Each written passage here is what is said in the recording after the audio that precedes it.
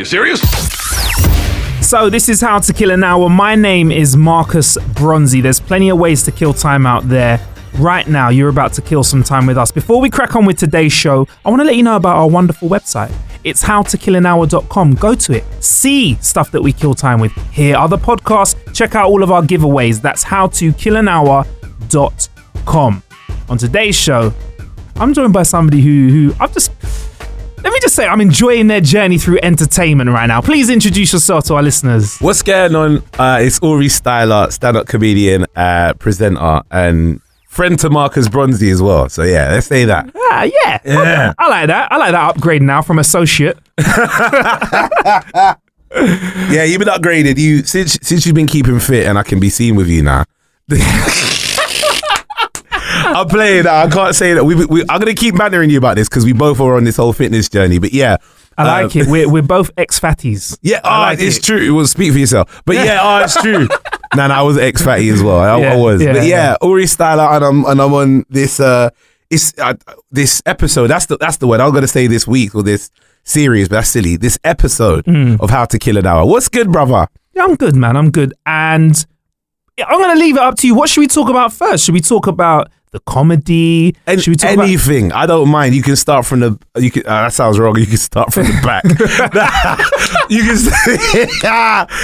start from any angle. It still doesn't sound right. You can start from whichever bit of content. I can hit you from any angle that I want. Bruh, pause for that. Much. Fire. I appreciate that. You not even bought me a drink.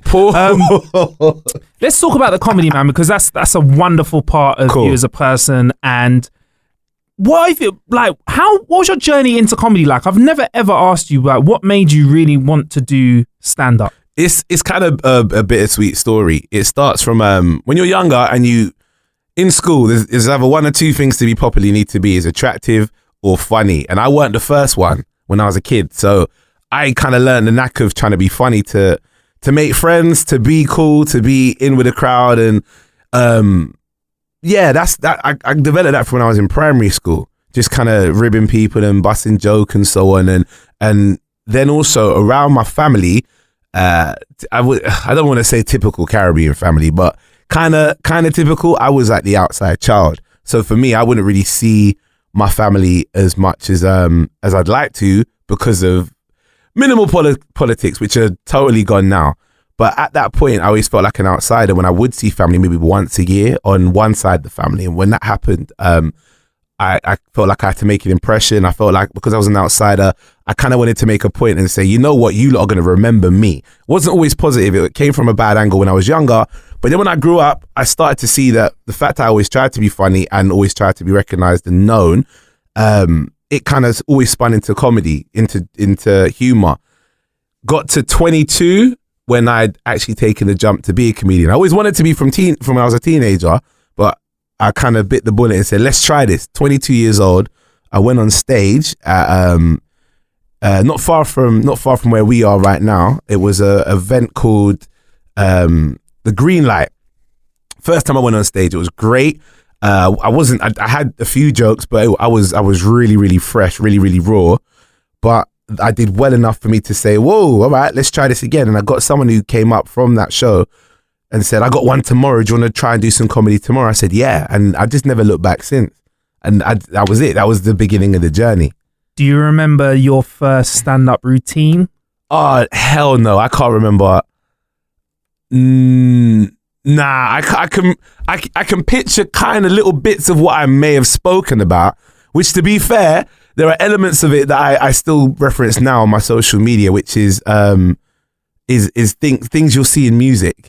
And I remember that there was one joke I think I did. It was about it was some kind of joke which had a dance. I think it was Funky House dancing at the time, but I can't remember specifically what I said. I just can picture myself doing something around that, if that makes sense. Yeah. But I don't remember the whole routine. There's no way I'd remember that by now. That's 8.5 years ago, man. So 8.5 years. Yeah, it's comedy. a long time. It's a long time. So, well, it's not actually that long, to be fair, but it's long. It's long, but when you're a comedian, it's not a long time. It's actually, you're still quite young. So I'm still learning a lot about comedy and myself, because you grow and you have more to talk about as well. So it is a long time, but it isn't at the same time. So the more that you've experienced in life as a person, the more you can bring to the table comedy-wise. 100%. Like I haven't got any children, but when I do have kids, that's a whole new 2-3 hours worth of material on, let's say, the pregnancy stage with the missus, or the baby stage, or when they're young kids, or when they're teenagers, when they're adults. That's a whole different understanding that I have now. But when I go through that, there's humor in that as well. Do you see what I mean? Yeah, I get it. So like the observational side of things, where you take things that happen from real life and you make them into really, really funny things for the audience. Yes. The more you experience in life, the more that you can bring to the table. And that's what's, I mean, it's not everyone's form of humor, but to be fair, I think probably the best form of humor is where people can relate to the joke. If you can say, I mean, everyone's been at a job they don't like, and maybe had a person they've worked with that they're not happy to work with. It could be a boss, it could be a colleague. And if you can bring somebody to that point where they can go, yes, I know what that feels like, and then make it funny, it adds that extra oomph to the joke, because it's not just that was funny, it's that was funny and I feel that as well. And that's where I feel with growing up as a comedian and going through life, the more experiences that you get, the more that other people can relate to from all different walks of life, because there are so many things that do bring us together. And that's where. Yeah. So is your mental notepad always open then whenever you're in an environment where there's a different social setting? Not even just a different social setting, could be my own as well. So it could be amongst me and my friends, or it could be an environment where it's completely different. There's always humor somewhere. And I would say I think with any comedian that's always looking for the funny in things, they don't necessarily try to be funny at the time. Their eyes will always be open to what is humorous, so they can kind of make a mental note, like you say, and then expand on it and try out on stage. And if it works, it works. If it doesn't, it doesn't. It's a bit tiring, but my mind's always like right now I'll be sitting in this booth and in my head I'm thinking, what's funny about being in here? And you put it down on paper, you try to talk about it, and it's tiring, because sometimes you want to switch off, but it's just the job we've chosen. And I guess that's how my mind works with it. I hear that. And there are some people I know that are like funny in life day to day. Yeah. But I don't think they'd be funny on stage. Like, people get that really confused, don't they? Big time. It's a totally different dynamic. What always happens with me is I'll bump into people and they'll say, yeah, I should have been a comedian. My friends told me I'm funny. And I'm like, no, you shouldn't have been a comedian. Because it's different. There's a big difference between you and your friends when your friends already like you and they haven't paid money to be around you and they're not expecting you to be funny, and then you be funny and they're like, oh yeah, that was great. And it's normally an inside joke between you lot. Take that person and put them on stage, 9 times out of 10, they're not going to be funny, because people are like, when they're sitting there and they're looking at you, like, cool, make me laugh. Yeah. It's a whole different ball game. Plus the mechanics of humor on stage is different. I mean, you're on a microphone, people have to be able to hear you clearly, they have to understand you, and they may not be from your circle of friends. So they're not going to pick up on some of the little innuendos or slang terms that you might use. You have to be understandable and relatable to the audience. And where people go, my friends tell me I'm funny, not always is that going to transfer onto stage. Yeah, because I think I'm hilarious in real life, but it's different on stage, isn't it? Stage death. I just feel like I would die. Like, it's like you just said, you're going in front of an audience of people that are looking up at you, and you're saying, hi, I'm going to make you laugh. And there's a certain arrogance to that, which some people are defensive of. So when you say to someone, even when you don't say it, when you go on stage and make a statement of I'm a comedian, you are telling them, I'm up here and I'm about to make you laugh. And there are people that'll be defensive, like, yeah, well, show me then, innit? Show me. And they're not going to literally just leave the open goal for you to score. They're going to say, yeah, I'm going to defend, but you make me laugh, then I find you funny. It's a very critical job that people will purposely make difficult for you, just because if you can make them laugh after they've said, I'm not somebody who finds you funny, then you must be funny to them as an individual. Yeah. So it's very different from off stage and on stage. Give us a trick that you use to work around that. I know you got loads in the armory. Do I need? This is not an arrogant thing to say. Do I need to use tricks now? Not really. Okay. Because I understand the game. Right. Whereas I was still learning the game, there were some tricks that you'd have to use. Like, for example, and a lot of comics still do this till today. Even there are some aspects of where I do, and it's either it can be seen as a trick, or it can be seen as just another form of humor. And it would be me playing a song that might be relative to something that I might say. So I could come on stage with a song that's like a big tune that everyone's like, yeah, I like that. And then you make a little joke about it. So I don't know. What's a big song now? Kiki, do you love me? Yeah, exactly. So if I walked on stage and went, Kiki, I did the dance, some people be like, hey, yeah, because they like the song, they've seen the videos, and at that moment in time, it brings them to a point where they go, I like this guy, or I like the energy. You actually haven't told a joke yet. You've let the song tell it for you. I'm not putting it down. Don't get me wrong, because I've done this before many times, and to this day, I still will. I will try to add context to it. But at that point, the song has done about 20-30% of the work for that laugh. And that's a trick. See, do you see what I'm saying? Like, You've given me about 10 seconds of stage life now. I reckon I've got a 10 second you're gonna set. try it. I've got a 10-second set, and then I'll do that. Kiki, do you love me? Thank you very much. As soon as you leave the stage. Round of applause. You do that right now, as soon as you do that, you will get laughs. Okay. Like I mean, on my videos on social media, I do talk about music a lot on my social media because it's quick, it's relative, and people love music. And if I can, like when I did the sniper pose video, the garage one, it's 2014. I talked about dancing to garage music with a garage song playing behind me, and then me going through the moments and stuff. Music, listen, I will never turn around and say that was all me. That was about 80% me. 20% of that was definitely people going, that's my tune. And as soon as you got them going, that's my tune, they're already on the road. You got to kind of hit it home with some more jokes. You see what I'm saying? Yeah. Credit to yourself though. You did find that link, that thing that so many people could relate to. Thank you. It was right there, but you took it and you made it into something. Do you know what I mean? But that was observation. Yeah, there you go. It was just describing what people do and kind of putting it into a scenario and just making sure you deliver it in a way that people go, that was funny. Yeah, I mean, to our US listeners, we'll put the clip in the show description so you can see it. See for yourself, yeah. But it's like, there's not one person that listened to UK Garage that could not, and still to this day, there's no one that will see that and not relate to everything that you were saying in that. Fair enough. I appreciate it. You know, that's a great example of your observational comedy. But you mentioned your social media stuff. You know, we like a bit of tech on the show. Yeah. And before we press record, we were just talking about your process, because I was like saying I really like your videos, the way that you edit music together and yourself and other effects and stuff. So what's your process when you're making social media videos? I initially wasn't the person that kind of did social media videos. I'm of the entertainers that you see, comedians or musicians, etc. Some people thrive with stage, some people thrive with digital and online content.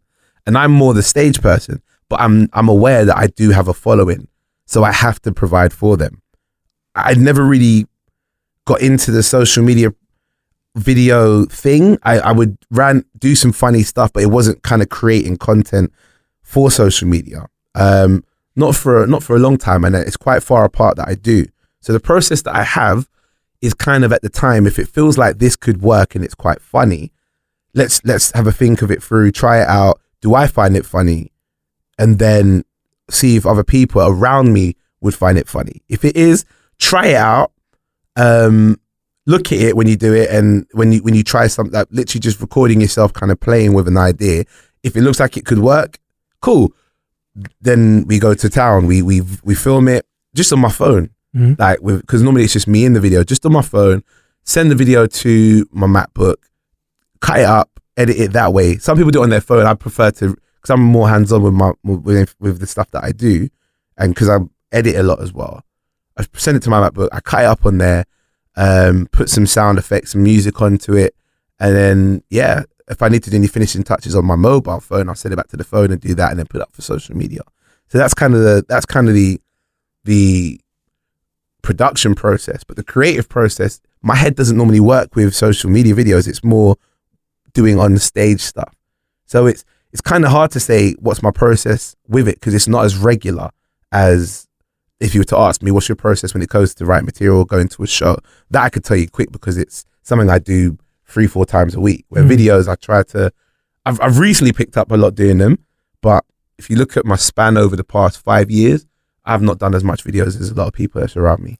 It's quite interesting though that you mentioned you're in the kind of Mac world when you're creating this content. You're 100%. using a lot of Apple products. 100%. And a lot of people, when they think about MacBook Pros, they think 100%. about, I'm going out and I'm... 100%. And anyone want to try tell me nothing about anything that's not Mac, fam, at me we'll talk in it. Yeah? At me. Yeah.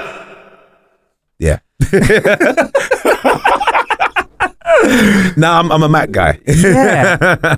And a lot of people, when they think about MacBook Pros, they think about someone going out filming on their SLR, doing vlogging with big cameras, drones, pulling it all down to their MacBook Pro. But it's very interesting that I still on my phone. You're an Apple user. You record on your phone. You send to your MacBook. You edit it because obviously you said it's quicker. You can be more fine out with your edits, and then you whiz it back to your phone. So how is it being in that environment, in that ecosystem, the Apple ecosystem? You do. I only just converted completely to Apple just before my 30th birthday, so November just gone, and before that I've been using Macs since 2011. So I had an iMac first and a MacBook Pro, and I've got another MacBook Pro now. So I've kind of stretched them out nicely, 3-4 year usage.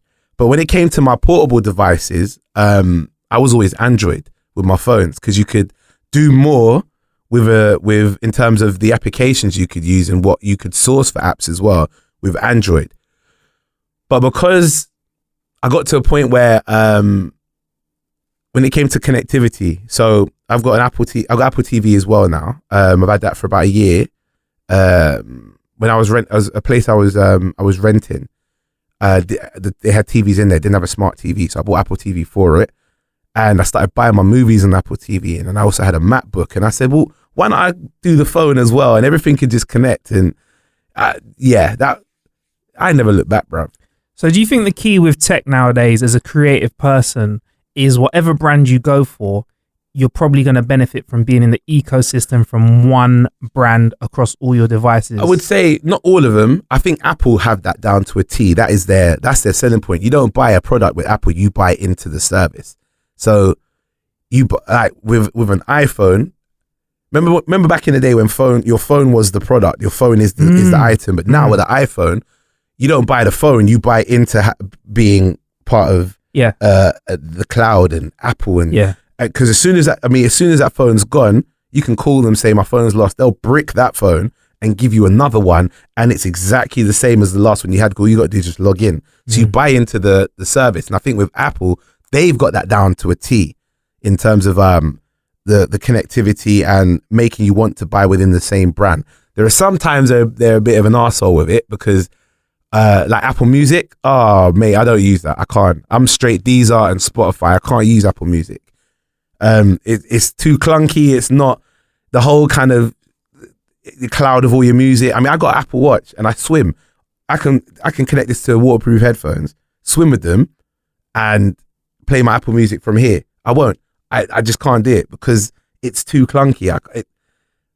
That's sometimes where it's bad. But 9 times out of 10, with most products, you're buying the product and maybe brand and sticking to brand loyalty. But with Apple, it's not necessarily brand loyalty. You buy into Apple and you're kind of, I wouldn't want to say you're stuck with them.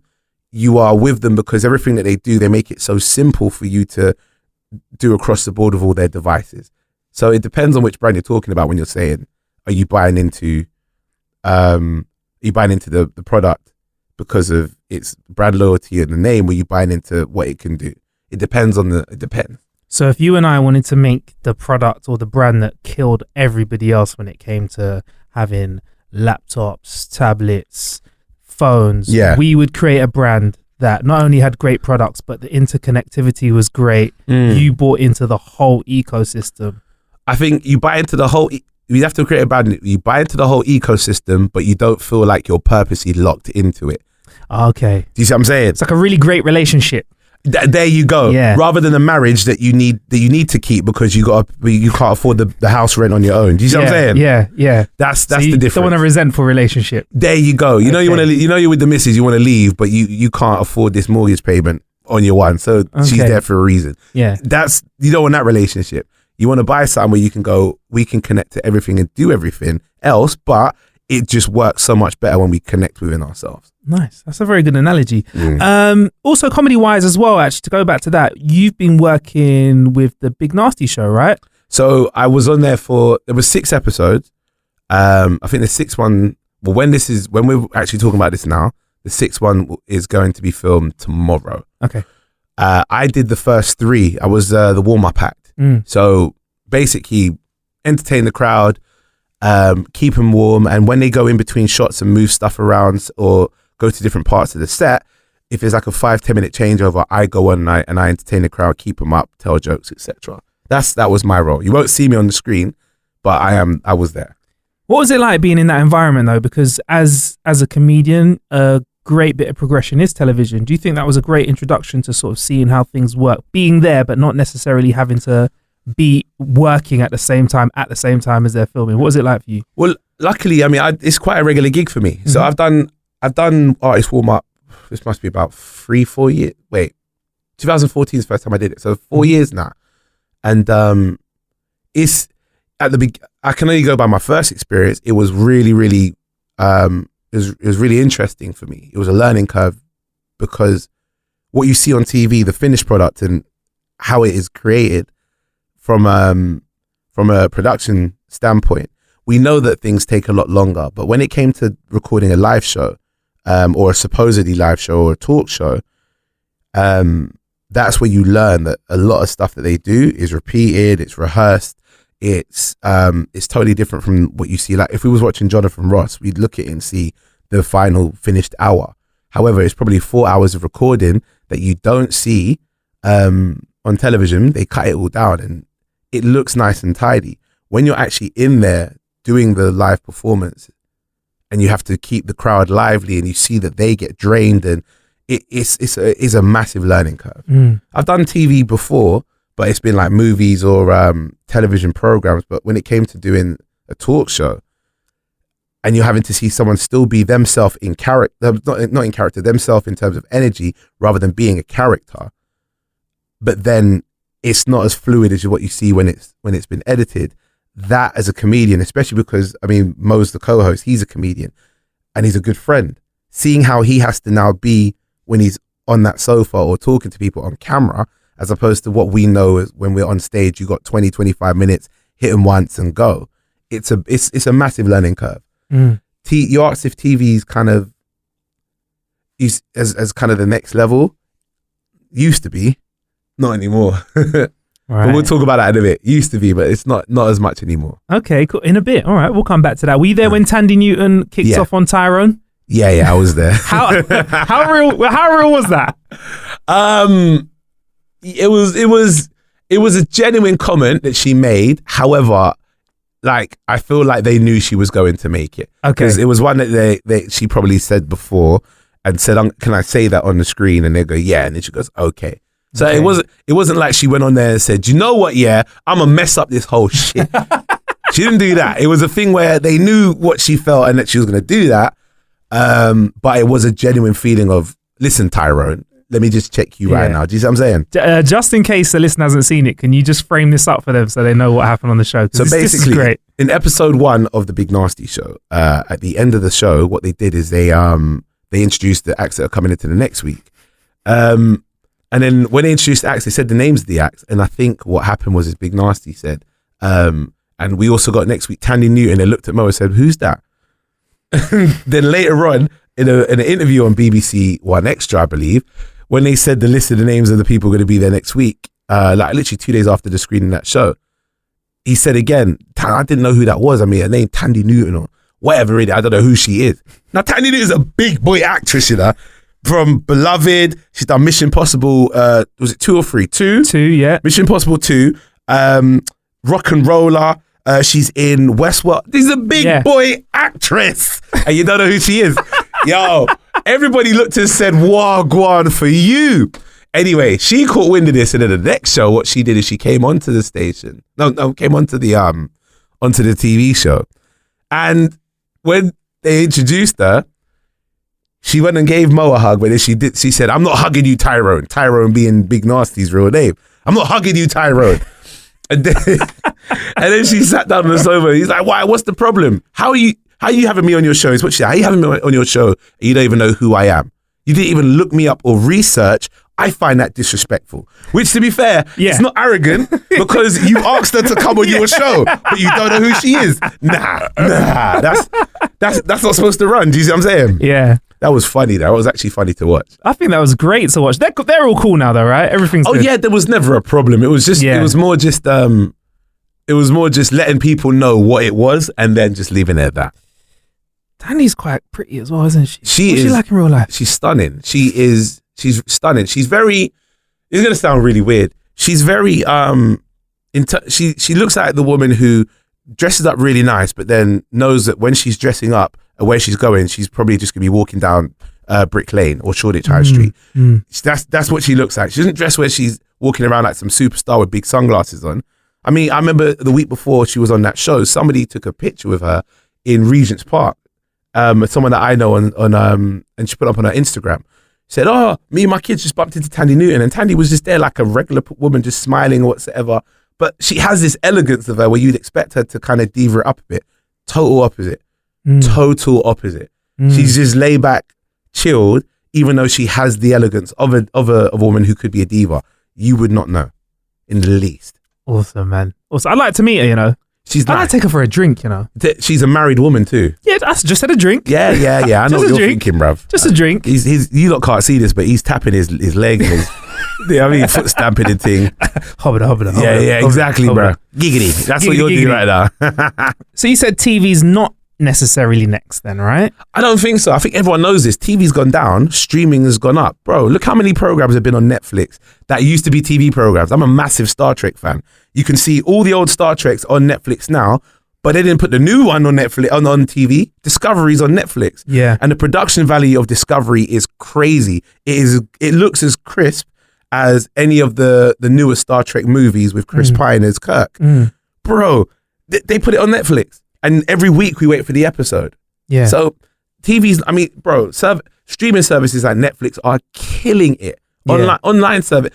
Put it this way, yeah. Remember on TV, when you was younger, you used to watch, I don't know, Blind Date with Cilla Black. You had to wait until it was on, sit down round the sofa. So sit down on the sofa, around the TV and watch it at that time. Once you missed it, you missed it. There was no reruns. There was no on demand. You missed it.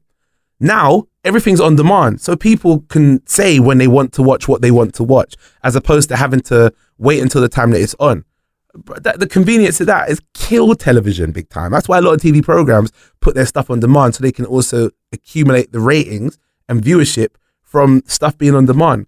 I mean, bro, where are we now? We're right now recording the podcast. I don't know. There could be something we wanted to watch on TV now.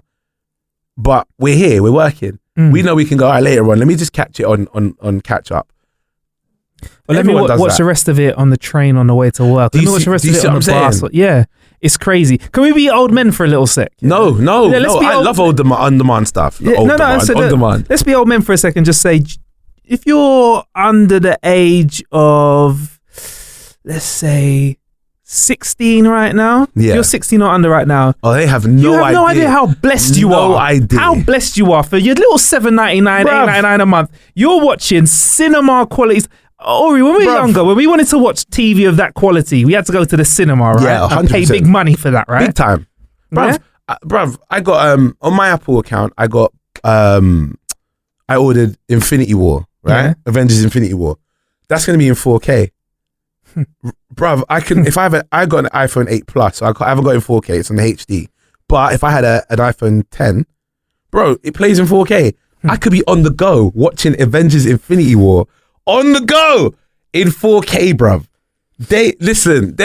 Bro, do you remember when, remember when The Matrix first came out? I had it on VHS, the first one. Snap. Yes. Right? Bruv, if I wanted to watch that, I had to wait till I got home to watch it. Do you see what I'm saying? Yep. And at the end of the film, you have to make sure you rewind the video as well, because you don't want to pick up the video and put it in. And it used to kill me. Yeah. Then, I've got to wait 4 minutes before it rewinds down to the beginning. Exactly. Bro, I'm telling you, on demand is the way. Big time is the way. Because, all right, when it comes to television, advertisers still kill it on TV when it comes to good programs. Like, for example, I say good programs, when it comes to popular programs like Love Island, because people want to watch it as and when. But when it comes to on demand, advertisers get more for their money, because people will watch stuff again and again, And you'll get people that will catch it at the time they want to catch it. Advertisers still gain from that, as opposed to hoping that people are watching something at one particular time, if you're lucky. Do you see what I'm saying? 100%, because if an ad comes on conventional television and you haven't got you can't pause it or fast forward and stuff like some people can't with their Freeview. Yeah. I'm going to the toilet during the ads. I'm getting a drink during the ads. But if it's something where it's like an unskippable ad of 20 seconds and it's just on your streaming, you're just going to take the hit, aren't you? Bruv, they benefit. That's what I'm telling you. Television, it's not going to die, but everything's going to be so on demand. Give it another 10 years. I guarantee you, everything that's on demand is going to be more so prominent than actual streaming television, unless it's going to be programs that you have to watch live, a football match, for example, or a boxing match. Right. Those things, I reckon. But do you know what I reckon will happen? You see, all right, so we watch pay-per-view quite a lot now when it comes to boxing and so on. I reckon, to a degree, football matches, we still watch live, but to a degree, I reckon it's going to, 10, 15 years, they might do them on demand as well, so people don't have to get Sky subscriptions. That could be a thing. So like a closed off stadium with no fans. No. I'm talking about when you're watching it at home. Okay. No, we watch football live. Right. But I reckon what's going to happen is, rather than Sky subscriptions, where you got to pay 70, 80 pounds a month for the packages with all sports in there, I reckon what they'll do is how they have like Now TV. Right. I'm sure you can get like a sports package on Now TV. Yes, you can. Oh, boom, there you go. Yep. And then rather than paying for like terrestrial channels and not paying for terrestrial channels, paying for Sky and satellite channels, what they'll do is they'll just have people on Now TV, and when their match is on, they can just go and watch it on their extra subscription that way, rather than having channel 1, 2, 3, 4, 5. I reckon they'll do that in about 10 years. They'll benefit more. They'll be able to see who watches what they watch, and people can watch at any time they really want to. They'll all want to watch live when it comes to a football match, but I reckon they'll benefit more from those kind of packages, and they'll be cheaper as well. How much was Sky? About £70 a month, bro. And you don't watch all the channels. Definitely don't watch all the channels. There you go. So, and then you got the Sky Q and stuff like that. So exactly to different levels, and then when you want to have 4K service, it's all different. But like for you, back to yourself. So you think terrestrial TV is still there, but you're thinking online is where it's at. 100%. So that as a career progression, you think instead of it kind of being the usual sort of scenario where people want to be on TV, you think online is where it's at. Sometimes even more so. You're saying now you're getting the same sort of quality as you get from film, from television, from on-demand TV now as well. Oh, bro, my Netflix plays in 4K. My Amazon Prime stuff plays in 4K. Bro, I'm absolutely fine with watching stuff on there. It's perfect. So yeah, and as well, you get to control your content more so too. Look how many people have been famous because they've put their stuff online. People, so these big massive networks like BBC, for example, or Channel 4, they seek out people that are already making their own following online and try to say, "What do you want to join us?" Because they want that following. Bro, online is killing it right now in terms of finding talent. Some, I wouldn't say all the talent, but finding people who've got clout and popularity, putting them on the platform. It's finding them to want to put them on a platform like Channel 4 programs and whatsoever, and then or ITV or BBC. And then they try to churn out online again. It's really, when RS came out. Yes. When RS came out, he did his thing. He got a massive following for it. Was it Channel 4 said, "We want that. Let's do that," and then put you online again. Bro, online is definitely killing it more so than TV. I think 20 years you'll see TV will die down big time. Definitely. And as these contributors are aware of the kind of clout that they have, you're finding more and more people. So I think even Big Nasty said in the interview, he did not want to do that TV show with Channel 4 unless it was on his terms. He kept it on his terms, bro. Bro, him and his management kept that show on his terms. You see the first episode? The first thing he says is, "Hey, Channel 4, you fucked up." That's the first thing he said. That is the first thing he said. And even though Channel 4 may have let him say that as well, or the production company may have let him say it as well, that's what he wanted to say. Yes. And they went, yes. So he came with the idea, I'm saying this. You gave a real G his own show. You messed up. So yeah. All right. Well, actually, speaking of the BBC, like you just did, you recently made some content with them, which is on demand. you were a guest on the Unexpected Fluids podcast. Let's just explain what the Unexpected Fluids podcast is about and how you fitted into that. Okay, so it's about religion and faith and holiness.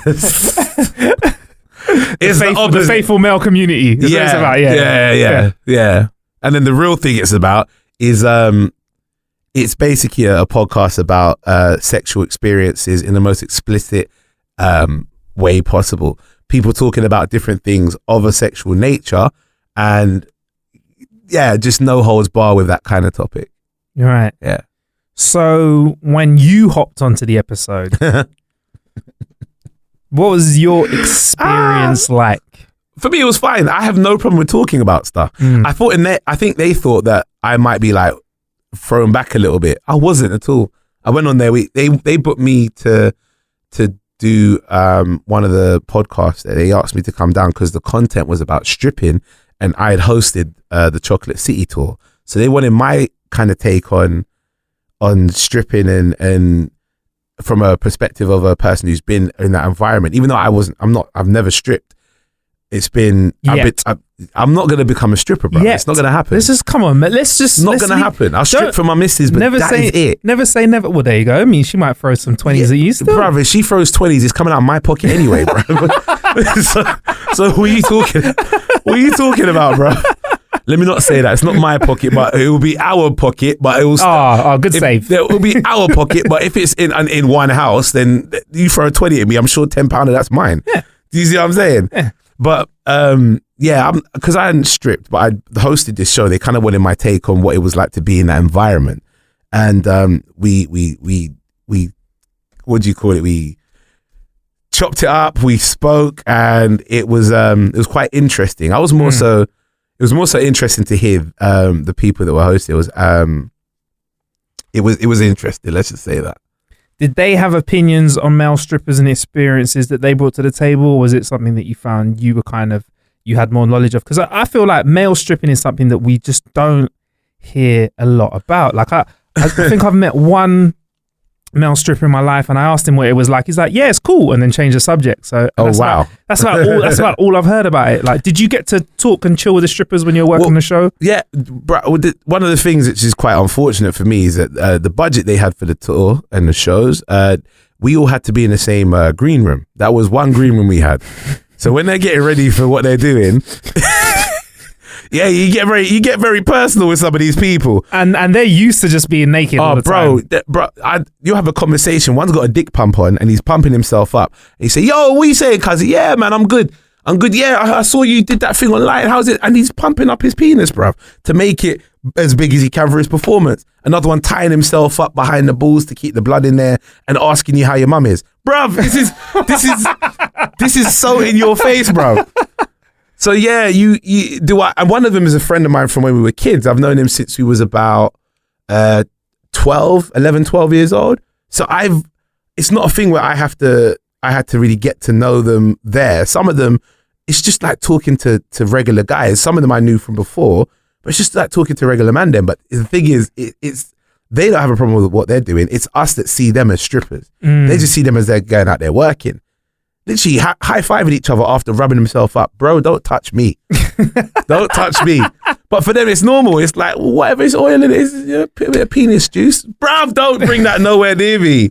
So is male stripping, is it a career? Is this something that these guys are doing full-time? Full-time. You know, this is their job. They're making money off this. So, I don't know about here, but because they don't really allow it here. But in America, you see how women will throw 20s and stuff like that? Mm-hmm. At the tour that I was doing, the women weren't throwing money at them for two reasons. One, we don't have £1 notes. So when you're throwing a £5 at someone, when you're throwing £5 notes at someone here, you mean it, innit? Yeah. You could afford, if you throw £5 at someone, you'd be like, that's the one I'm throwing, right? Whereas in America, they could throw dollar, and it just looks pretty when that happens. Yeah, whereas if being showered by pound coins, blood is dangerous, bro. Yeah, take it off. Man, I've got a concussion. Do you see what I'm saying? So that's one reason, and second reason, I just think the tour that I was on, they didn't really allow it anyway. They were, it was kind of, they wanted people to feel like they didn't have to pay more to get the full experience. They paid the entrance, or pay for their ticket. You're going to get a great show. But in America, when they're throwing money like that and it hits the floor, know that money is the strippers. So imagine I go out and I do 20 minutes of stripping or whatsoever, and I get my fee for being there for that night. Let's say, I don't know what it is. I don't know the money. Let's say a performance fee of $150, right? Plus what people throw on the floor if I do a real good job is another $150. That's $300 for 20 minutes. And I do that maybe 4 or 5 nights a week. That's basically, to be fair, that's similar to any form of entertainment. As a comedian, that's not far off of what a working comedian who's working regularly gets. Do you see what I mean? If you can be on the stage 5 nights a week, you can make a career out of it easily if you're working regularly and you're doing really, really good jobs and shows.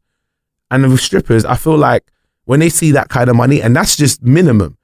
Some of them get private bookings. They're charging like all $1,000 to go to someone's, like Hindus and stuff, and they're charging all like a big $1,000 to go and jump out a cake for £1,000 for maybe 45 minutes of dancing with ladies, and then they'll still throw money on them to say, yeah, take it off. So yeah, they do all right. They do okay. As a male stripper, do they make more or less on average than female strippers, do you think? I know obviously you... I don't know. I assume... I don't know. I feel like maybe they make... I feel like they make less. Really? Because with a female stripper, I feel like what men will do is they'll want to flash the cash. Whereas women will be like, you should want to take it off for me, really. Do you see? There's a difference. I respect that. Yeah, you should want to take that off. That's what, bro. At this show, bro, women ain't throwing as much money as men. Men know that when they're in a strip club, a woman's working, and there's also a big barrier. You can't touch them. You don't touch a woman when she's. You get kicked out the strip club. Yep, at least beaten up. Men's strip club though, bruv. Listen. They would grab anything they could see, right? So one of them had his piece all hanging out with a bandana wrapped around it. There's about 4 or 5 hands holding onto it. He couldn't move because if he moves too fast, he could end up rupturing himself. Couldn't move. And he was saying, get off me. Can you get off me, please? And they're not listening. They're like, no, why? You should like that. Why you don't like this? What's wrong with you? Wow. Imagine if we said that. Hey, all right then. So in that same environment, with a female stripper, she can come out and strip and then do pole dancing and lap dancing and so on, right? And make money. And there's security watching her, so she could just make her money and also clean up, pick up the cash, bounce. I'm not saying that it's an easier job for them. It's probably just as difficult as a male stripper. However, the setup is that they will make a lot more money because men are more inclined to throw more money at them to show that they got the cash. The women are much more professional. I would say they're more professional. They're more prone to knowing this is about getting the money, let's go. And the men know this as well. Whereas when it's a male stripper and the females in the crowd, the females aren't thinking you're a stripper. They're thinking, yeah, you must like this. Us women screaming at you, you should be excited about that. I'm like, nah, I'm here to get paid. No. You should like this. There's a whole different dynamic. Have you not noticed as well? Male strippers. I can't remember which comedian said this, right? And he did not lie when he said this. A female stripper can come out in the clothes that she's going to be in for the whole night and maybe just pull, a little bit off to show a little bit of skin. The man has to come out looking like he just came from work. So even in order to excite the woman, he has to already look like he's got a job elsewhere before he could strip on the stage. No, be real. Fireman, doctor, police officer, they have to look like they have a career already before they can impress the woman. If I came out in my tracksuit bottoms as a stripper, bruv, just in my regular tracksuits, they're going to think you're some roadman. Yeah, you can't do nothing for me. Yeah. For the fantasy to work, he has to look like he's already got a job and then have to work another job to make that money. It's not easy for them from that angle. But I think the women definitely make more money because of that. Interesting. Was there much insecurity in the male changing rooms when you're out, or are these guys just consummate professionals? Oh, nah, the insecurity was on my side, bruv. Really? 100%. What? Were these guys ridiculously good looking?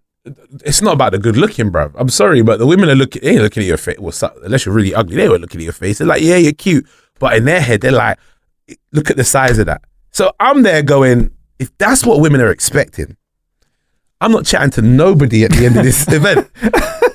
No, I know how they get ready. They use pumps and they use pills to thin out their blood. They use fluffers. A fluffer's a person that comes to the back and yes, bruv, it gets raw. Remember, one green room. They use these kind of things to help them get themselves in the zone. Myself, is all jokes aside, I feel no way about them and me in terms of looking at them and my self-esteem feel away. Not in the least. These guys, this is what they do for a living. They wake up, they go gym, and then they have to make their body look great. They have to go and pump themselves up every day. It's what they do. It's like me looking at a security guard saying, oh my God, why is he so hench and bigger than me? It's because it's part of his job. So I don't feel no way, and they don't feel no way about each other either, because they all know they all got different skill sets. Some of them are quite big and butch and they're very beastie and animalistic in terms of their performance, where others, they're more trim, cut, still quite muscular, but their performance is more acrobatic. And some of the women like that too. So it just depends on what their style is. There's no egos there really. Doesn't using a dick pump all the time affect your penis? It has to. There's got to be damage there, bro. There's got to be damage. I mean, it pulls the veins to the bruv, I don't know. It's got to be damage. And thinning your blood. Like what? To help the pump? To thin your blood, to help the flow get down there. It's like Viagra, innit? So it's to help you get aroused. Viagra doesn't just I think it's Viagra has hormones in there to get you aroused, but it also helps thin your blood, so it keeps the blood flow down there consistent, unless you tie it up, which these guys do as well. So they can stay up for the whole time they're out there, they're meant to have an erection, like a full-on lob-on. They tie it up though. Sheesh. They tie it up. Wow. Yeah, it's crazy. That can't be good. I just think that can't be good for the blood vessels, tying them up every single day. I mean, get your money. I mean, and are these guys, like, how old are they stripping to? I mean, these guys. Bro, there was some there that were like 19. There was one guy. I thought you said 90 for a second. No. That's a career. Nah, bro. Nah. Woo! Come out with a walking cane. You realize, it's not the cane. That ain't a cane, mate. Looking like the old monkey from Donkey Kong, you know. The Grandpa Kong. That's it. Nah. There was one night. One of them was 19 years old, and he's like 6'4", and he, without it sounding wrong coming from me, he was the guy that like the most blessed one on the tour. He was the tripod. Bruv, this guy, when I tell you this guy, because they would wear their pants and so on, and tight pants and stuff, and you'd see it poking through and so on. And what they would do is they'd have it and they'd get the ladies to start, bro, all the women afterwards would be like, did you see how big that was? And he's the 19-year-old. He had one guy I know who was doing it. He used to teach stripping to some of the guys that were there as well. 50 years old, 52, I think now. Sorry, 51 by now, yeah. But yeah, I'm telling you, bro, some of these guys, they do this for life. Life.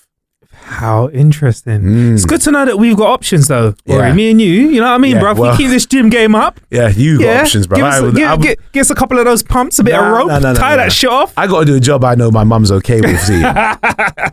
We could do the cheap chocolate city, the Freddo City. Freddo City. Nah, bro. You can. I'm not... I'll support you from afar, bro. I'll support you from afar. You put up a little tweet saying I'm doing this, I'll retweet it for you, and that's the most you'll get. I get a retweet. I thought I was just going to get a like. Nah. Like's a bit suspicious. If I retweet, it's to let people know what you're doing. If I like it, it means I'm endorsing it and say, what? I like you're a stripper, bro. Nah, we can't like that. We retweet that. But we don't like that one.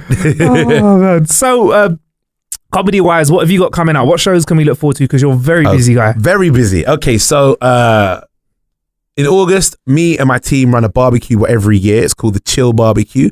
This one's Chill Barbecue 2018 on August the 19th. The food's going to be great. We got games. There's some comedians that'll be playing games with you as well. We've got giant board games, arcade games that'll be set up in there. We have DJs playing music from 12 in the afternoon to 12 at night, and barbecue food. It's going to be great vibes, and it's indoor and outdoor because the weather right now, even though it's been sunny, we've had a few spats of rain, indoor and outdoor. That is Chill Barbecue. Information, that is chillbbq.co.uk. Chillbbq.co.uk. Then September to December is the Comedy Mania Mega Tour. It's the biggest tour I've ever put on. Me and 17 other comedians. So there's 18 comedians, 18 cities around the UK, one massive tour, right? Biggest one me and my team have put on. you can check that out at comedymania.co.uk. And we're doing it all around the UK. So wherever you are in the UK, if you are listening and you feel like there's a city near you that could have comedy in there, check it out. We're probably going there anyway. 18 comedians. 18 comedians, 18 cities around the UK. I have to stress this though. It's not 18 comedians doing every single show. They're doing the tour. So on any show, there'll be a maximum of about 6 at any time. However, there's one in Wolverhampton, one in Birmingham.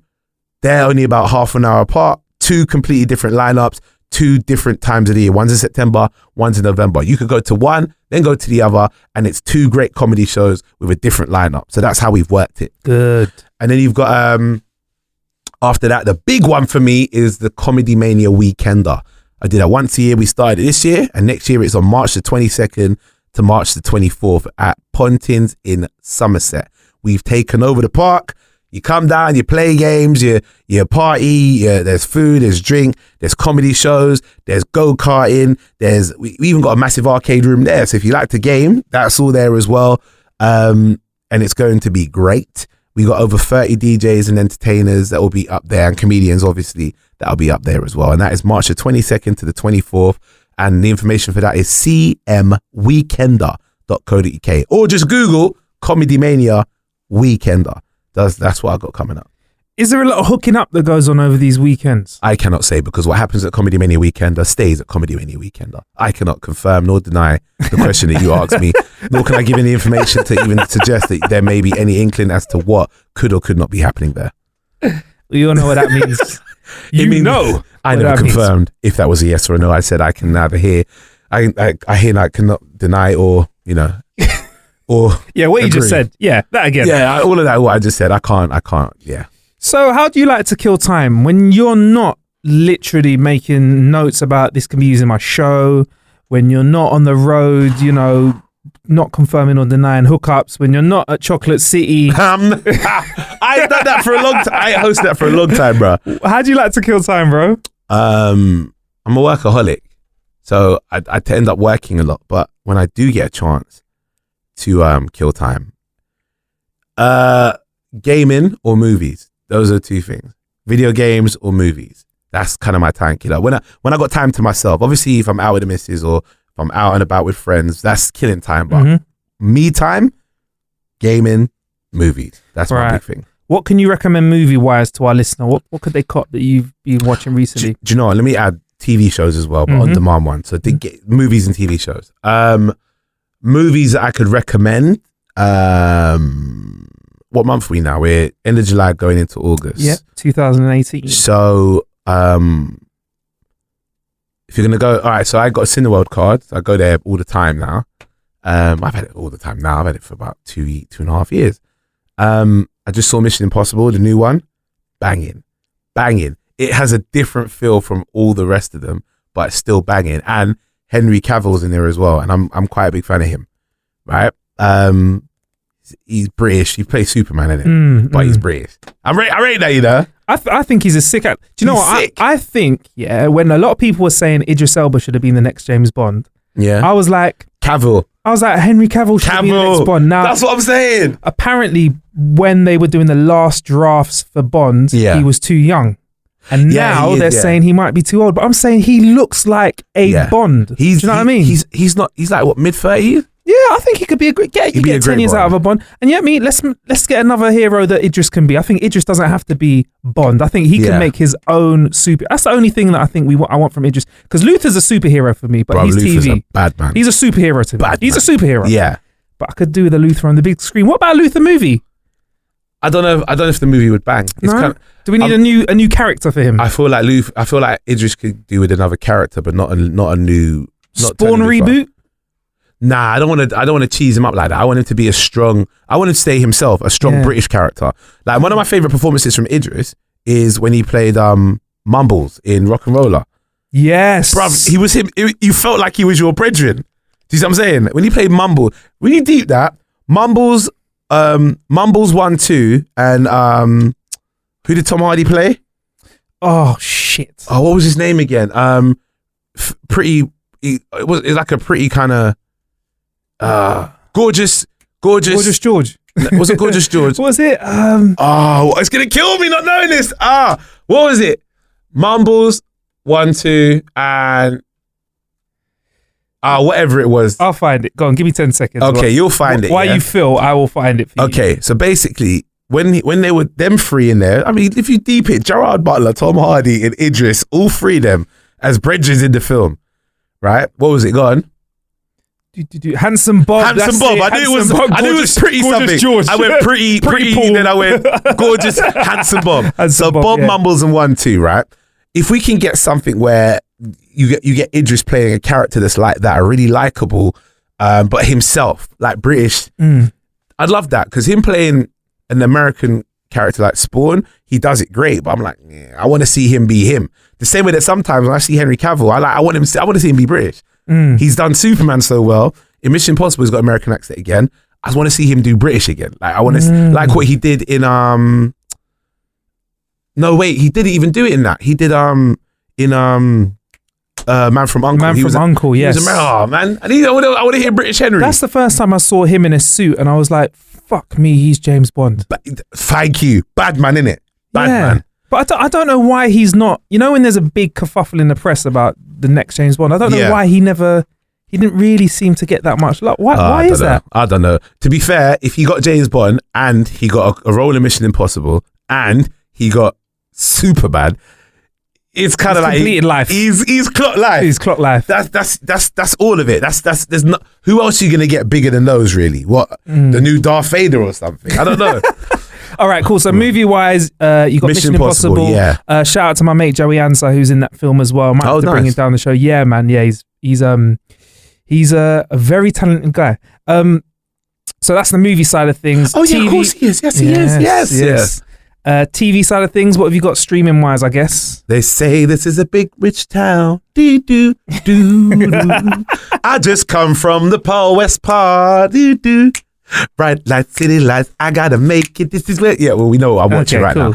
Now, so for me, I'm currently watching Power. Just finished season 6 of Orange is the New Black. And what else is there that I've been watching?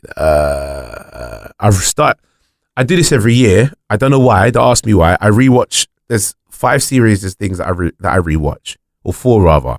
I always rewatch Star Trek Next Generation, Star Trek Deep Space Nine, Star Trek Voyager, and Frasier. Bro. Yeah. You know I'm a Star Trek guy, bro. Swear down. Do you know what I've done this year? I've not done what you've done. I've taken it a step further. Go ahead.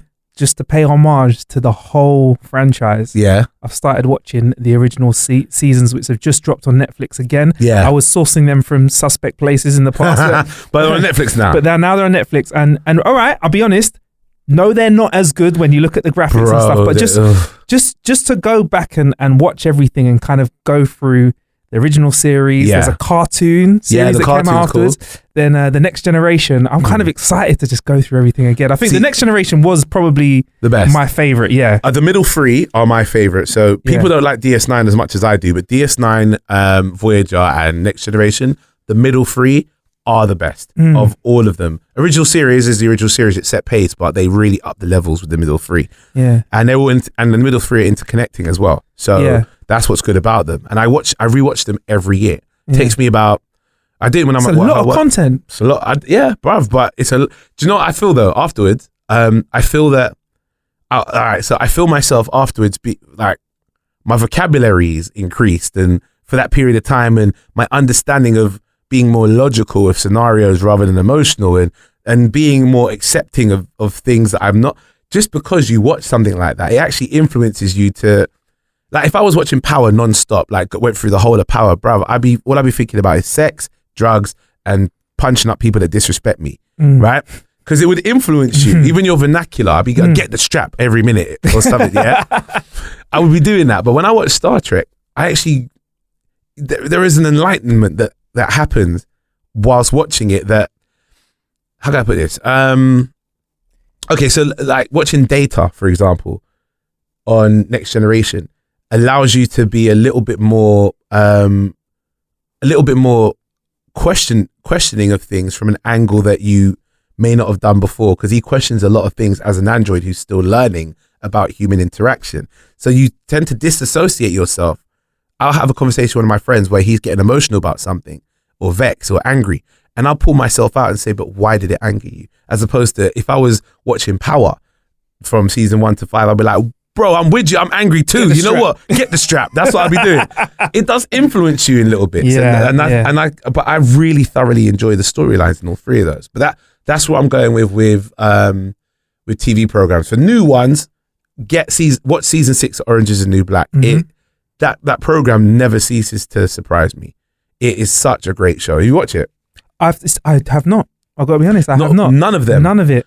Bro, it is. Shall I go back? Shall I do it? Yeah. Because now that we've connected on the Star Trek thing, I feel like I can trust your recommendation that bit more. Orange is so deep. It's, you know what it's about, right? Yeah. Bro, it's so deep. And some of the shit that women go through. Not shared it with our listeners. Women in jail, basically. Oh, yes. Women in jail. Yeah. So, but bro, when you break down and see the personalities, it shows their backstories as well. And it allows you to really invest in these characters and their interactions with everyone else. And no season is the same. You'd expect that in one season, like in the beginning, it's very segregated in terms of the black girls are with the black girls, Hispanics with the Hispanic girls, and the even the racists are with the racists. Then you get into the next season and everyone's mixed up. There'll be this black girl who's with 2 of the Hispanics and 1 of the racists, and they're a new crew and they're friends. And you wouldn't have seen that in the first season, but you understand it because of just how jail works. It's like if you were to, when you're at school and you've got your friends, but then after next term, you realize a new person comes in or one person's fallen off and they've gone to another group and you create new friends. It's just like that. And it's so well put together and you really understand. I'm so sympathetic towards women in jail now. Because when you see what they have to go through, and it's based on the memoirs of Piper Kierman, who used to be in jail, because she came out, wrote her memoirs, and they turned it to Orange is the New Black. Bruv, it is deep. It is so deep, meaningful, and you understand about jail life so much more. Orange is the New Black. Watch it, honestly. Right. Just go through season 1 and you understand, and it's funny as well. It's hilarious. That's what you'll love. It is great. Okay, cool. Yeah. How about gaming wise then? Because this is a difficult one. All right, so I've got all 3. I got One X, I got PS4, I got Switch. Right now, my Switch is getting the most love. My Switch is getting the most love. It's bad that I say that, but it is. But it's not bad. It's not. But you're being honest. I'm on the road all the time, so that's why. And when the console first came out, a lot of people said that this wasn't going to be anything that made a big difference. What? Because, and as a man who this is quite interesting, you've mentioned 4K quite a few times. You like high quality visuals. Yep. You do have to compromise on the Switch because you're not getting 4K, but it doesn't matter, bruv. It is a buff console nonetheless. Bruv, I don't even play it when I dock it at home. I never play at home. I play it on the go all the time. It's because I'm always touring. So for me, when I'm on the road, if I'm not driving, I'm in the car playing the Switch. If I'm driving, obviously I can't play it. I get to my hotel, do my gig, come back, I watch TV, play Switch for a few hours. I'll be at the barbershop waiting for a trim, playing the Switch. Bro, it's such a good console. And when you pull it out and people see it, and they're like, whoa, that sounds like Chocolate City, isn't it? When you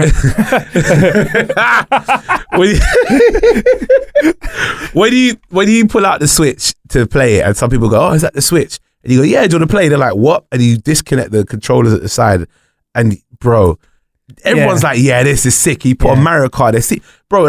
Even though it's not 4K, 720 Mario Kart on a small screen like that, and you're playing with your friend, it's right now Crash, and I'm just finishing Crash Bandicoot on there. So I never bought it on the PS4.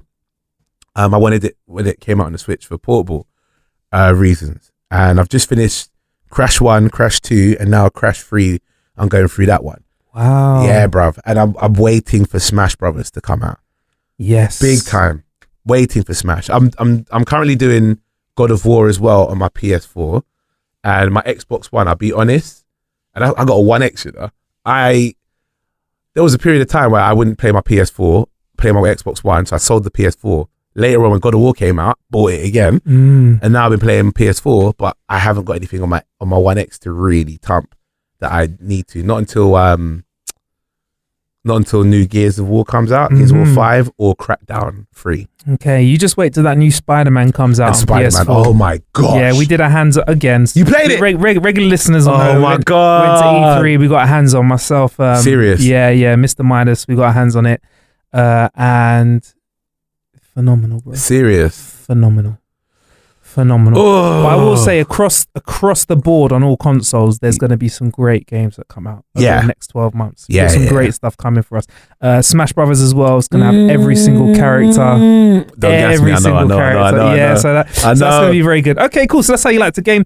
Is there anything that you do outside of that, or is it just looking at the back of your eyelids? Because you are a busy guy. I never have time to not do it, to do anything else. So I wish I could say I did other things more so. I'm at the gym, but that for me is part of work. You get up, it's part of keeping yourself at a certain size, mentality. It's work. In fact, anything I do which is like that, I roller skate. So for me, that's fitness as well. Work, game. I don't know, bruv. What else do I think that's enough. Yeah, that's enough. Everything else is like one-off stuff. So yeah. Can I be honest with you though? Yeah, go ahead.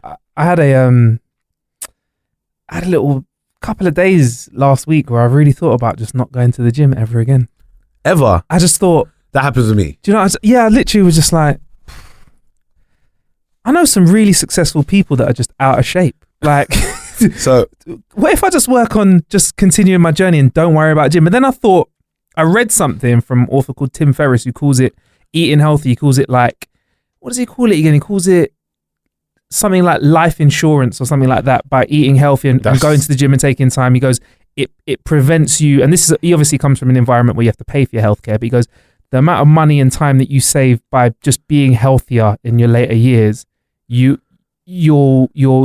be very happy that you spent the extra time exercising right and eating right. It's like investing in a business. Yes. Knowing that it will the equity that will come later on. Yeah. But I'm like that sometimes as well, where I'm like, oh God, bro, look at the. I mean, I'm a comedian. It's funnier if I'm fat. That's what I feel sometimes. But then when I notice when I don't go to the gym for a while, my body, I stress. I'm like, oh, I'm vexed. I'm angry about stuff. I get frustrated, and I don't know. It could be anything little. For example. All right, I might do a gig, but they're not paying it, and they're not paying until the month later. And I like to be on the ball with my accounts, making sure that if things come in on a certain day, if like a month later it comes, and they're saying, "Oh, another week," I'll get frustrated. Whereas I know if I just be patient and tell them, "All right, you've got until that date," I'll be okay. If I don't go gym, that frustration builds up more. Like, oh, I'm stressed out. Come on, man, hurry up. When I'm at the gym, I de-stress a lot more, and that keeps me level. So from a health benefit, not just physically but mentally, it's necessary.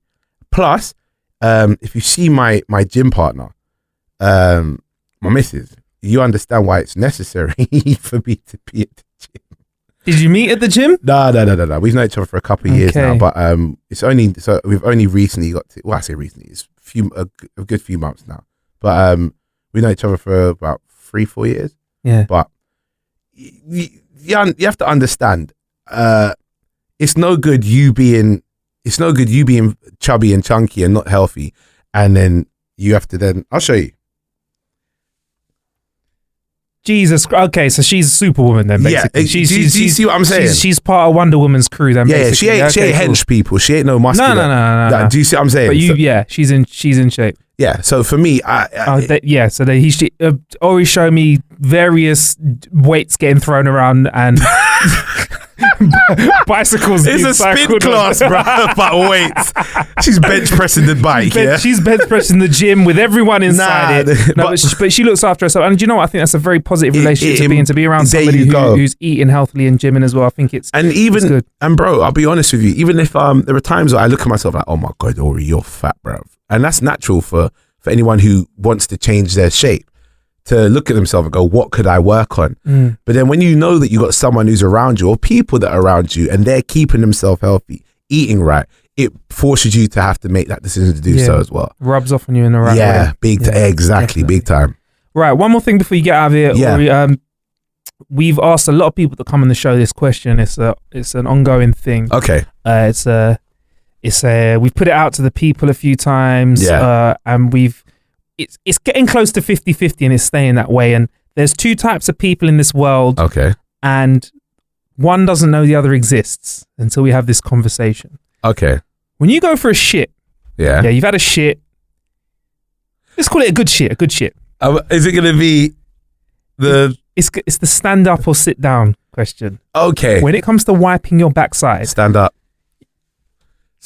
Why? Stand up. Hold on, but stand up. I don't put my hand in the bowl and wipe. No. How am I supposed to put my hand in? You see my hands. Put my hand and reach underneath and pass the ball and then wipe. So like that. Kind of leave and wipe. Yeah. Oh, nah. So there's two types of people. There's a standing community and there's a sitting community. Okay, so I'm kind of. There's a bit of both in this one. This is where I'm gonna sound so wrong. I stand up, wipe, then I crouch and wipe again so I can reach in a bit more if I need to wipe any further. You ain't heard that before, have you? So you can reach in a bit more to wipe further. Well, bruv, I'll be honest, I'm quite wide, innit? I'm quite muscular. So for me, it's about being able to make sure I'm not just wiping like layer one of the cheek. I need to get right in and wipe properly and dash away the tissue. So sometimes I need to crouch down in a slight squatting position and then reach up and wipe. So if you had ashamed. If you had to pick one crew to stand with, what crew would you stand with? I'll be standing with the standard. Who's sitting on a bowl and trying to give myself a dead hand or something? Nah, bro. So what do you think about sitters like me? I'm a sitter. How do you sit down and nah, bruv? Because you have to find a way in that position. You can't spread the cheek to reach in proper. You got an itchy bum, bruv. When you're walking in Westfield, doing your shopping, you got an itchy ass. I know that. No, I'm fine. Don't shake my hand, bruv. I lean right over. I get right in there. That's you, bruv. I got big legs. I need to stand up because if I accidentally lean back onto and break my hand, nah, bruv. You're dirty, man. You got itchy bum. So when you stand up, is there not like does the poop? If there's a little bit of poopy in the wrong place, is there not like a smearage, a squissage from the stuff that you want to clean up? I squat down afterwards to make sure that's not there. This is what the second bit is for. I don't just wipe once and dash away, bruv. The way that I shit, I need to wipe thoroughly. I go through toilet roll. It takes maybe 2.5 doo-doos for a whole toilet roll to go for me. I'm thorough. That's a lot of toilet paper. Bruh, I can afford it. As long as my arse ain't itchy. That's how I feel about it. You're living that life of luxury. Oh, no. It's them one ply them one ply sheets that you have to fold over. This ain't no serious. Like, this ain't no. Was it Dulux or no? Dulux. That's pain. Andrex. That's it. Dulux. I went Durex in my head. I went no, that's wrong. It's something X. Where I went Dulux. This ain't no Andrex, bruv. Maybe there are people out there wiping their ass with Durex, but that's a whole different kind of show. I can't wait till you get someone to interview someone, and what do? You ask them what they do, and they stand up, they put one foot on the wall, and they reach in between. I can't wait till you get someone that says that. Whoever that is, I'd shake his hand because after you wash it, I'd shake his hand. Hands, yeah, because that is dedication. When you sit there and go, okay, and then reach between, that's dedication, bro. Trust me. Right, before we get out of here though, please can you share with our audience how they can find you online, all of your great content? What you want to do is if you want to go to my website, it's Aurie, Aurie, Styla, STYLA.co.uk, and all my show dates and tour dates and stuff will be on there as well. But for my social media, it's at Aurie Styla, Aurie Styla. That's Twitter, that's Instagram, Snapchat, Facebook, all the same at Aurie Styla. That's how you can find me. Thank you very much for coming on the show, brother. Thank you. Appreciate you being here, man. Thank you, brother. Don't forget, you can check out howtokillanhour.com for more episodes of this podcast. You can find articles about the stuff we talk about, including the shows that Aurie's got coming up. Yep. And maybe more information about his very special stand squat technique when he goes to the bathroom. That's how a video tutorial. Yeah. Step one. That's all at howtokillanhour.com. Can I do this for you? Right? You can sample this if you want. Right? This is just for you, especially. howtokillanhour.com. We are definitely going to use that in the future. Ladies and gentlemen, you are listening to How to Kill an Hour. There you go. Thank you. I like that. We're going to use that in the next episode. Plenty of ways to kill some time out there. Thank you for killing some time with us. Safe.